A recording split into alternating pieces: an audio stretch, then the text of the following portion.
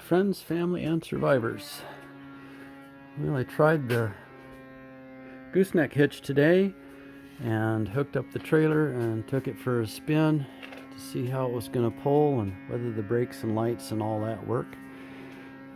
Oh, it has been quite a deal getting this thing going. We paid $1,600 for the truck, and we knew it needed brakes. What we didn't know is it needed absolutely every single component of the brakes.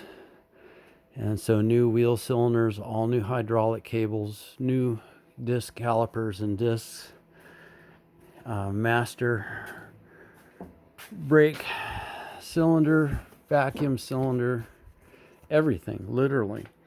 So I've got a list here. We also put a clutch in it and a transmission rebuild kit, a new ring gear for the starter, tires, a lot of electrical parts, alternator and a new starter, seat cover U-joints, some different lenses and a bunch of switches. Oh man, it just goes on and on and on. New parking brake cables, belts and hoses, complete set of belts and hoses, a new block heater, and then license, registration, and plates, fuel lines and fuel filters. I thought I'd add it all up, and so far what we have in this truck is $4,537, and I hope we have arrived. I know I've got to do a wheel alignment. So the toe end on this thing was over 1 inch when I got it, and the steering wheel pointing at a right angle. So I've got it pretty close, enough to drive it down the highway to take it and have the toe end set. And I don't think I put the mirrors on there. Maybe the mirrors are on that list. So I put some fresh fuel in it. The fuel, let's see, the last time this thing was on the road was in 09. So it's safe to say the fuel was in it. It was probably at least close to that. Both tanks were full. The rear tank was full of holes and rust and sludge. The front tank, it did work, so it was good enough fuel to light it off. So I put some power service in it and some cetane booster and drove it down the road and changed the fuel filter, and it smoked like crazy until that power service was able to flush out the injector pump. Tell you how bad it was. The fuel solenoid, shut-off solenoid on the injector pump wouldn't even turn the engine off without tapping on it. But now it just turns off instantly. So that power service has cleaned up the pump and lubed it, cleaned up the injectors. I've got a good spray pattern. Now I can put my foot in it and it doesn't smoke. And then I went to town today and I put 7 gallons of fresh fuel in it. And within a quarter of a mile, it was a completely different truck. It started to accelerate more like you would expect it to. And so as I burn the rest of that bad fuel out of there and gets a good dose of fuel in it and change the fuel filter again, I think it's going to be good to go. So we tested this thing and it's working great. Put some fuel in that.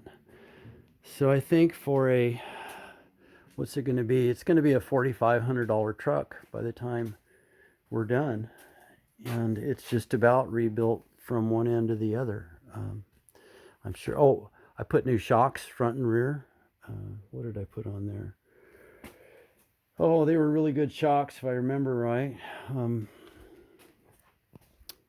What in the world? My brain. KYBs, front and rear. All new brake lines. I think I didn't know the block heater was leaking, so I had to put a new block heater in it. And so just everything that looked like it was going to be a problem in the next 10,000 miles, it got changed.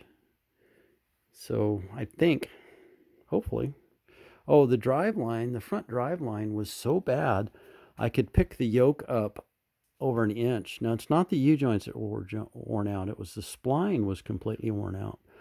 Well, my son Matt had one in one of the trucks he's putting on the road. He bought a highboy for $700 and he's going to flip it. He says, hey, Dad, there's a Driveline in the back. It might fit. I went and looked, and it was exactly the right Driveline for this thing. U-joints were shot. So I bought a set of U-joints, and I've got a like new front Driveline. So that's good to go, and I tested it at 65 miles an hour down the road with the hubs locked and in four-wheel drive, and there was no vibration at all. And that's all. What more could you ask than that, right? So I think the old bullnose is actually worthy now of a paint job. What do you think? We've got all the gear to paint it, and my wife is actually pretty good at that. When she was a kid, she was a street rodder. She built a 40 Ford Coupe from the rivets up, and her nickname in high school was Color Code.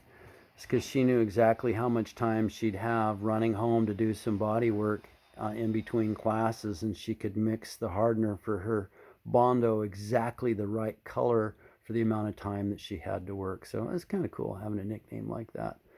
Yeah, wouldn't you still like to have that 40 coupe? Man, I look at the pictures of that. She put a Chevy power plant in it. She put a 283 Chevy in that 40 coupe, and she put a Sigerson cam in it. It was in her dad's machine shop. She worked for her dad's machine shop for a lot of years. 9 years actually rebuilding engines for her dad.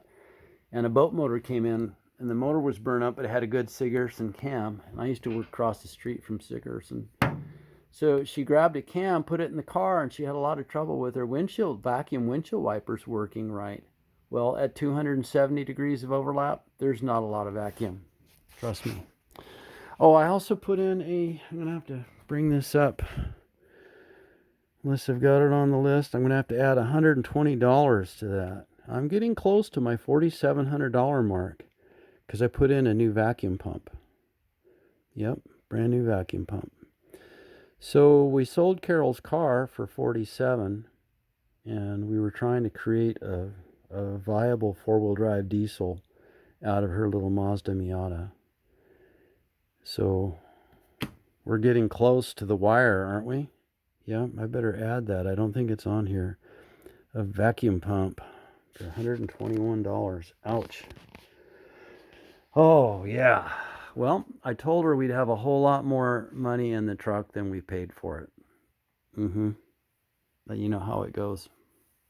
But I think it's just the kind of truck we're going to need up on that mountain. All right. Have a blessed day.